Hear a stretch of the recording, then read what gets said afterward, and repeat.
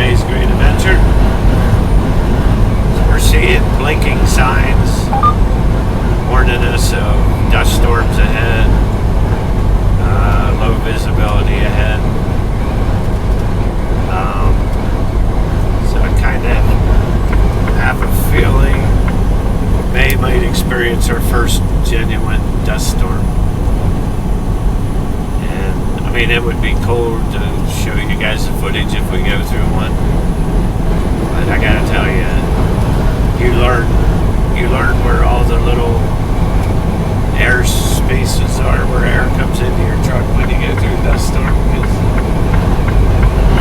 you shut your fresh air off and everything, but you'll get a little bit of dust inside the truck. So we'll see what happens. Hey guys, so we're in Arizona and we're headed for a dust storm. I've seen the signs flashing for the last 40 miles warning us.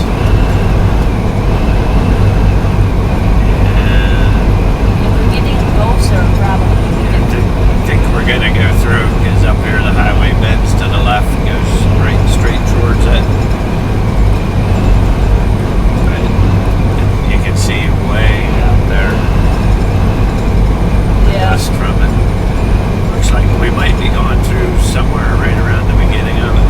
Oh, wow. It's look like a smoke, right? Yeah. It's I've been through one. Well, you guys have been with us a while, so the trip down to Kansas where there's dust storms, they were kind of isolated, quick, through them real fast kind of things. Thinking maybe this will be like that. We won't be in it too long.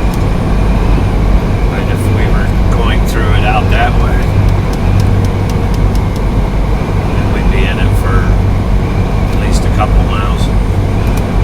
So we'll see when we get up there. My faithful cameraman will be ready. Camera woman will be ready. We'll get you footage of driving through a dust storm.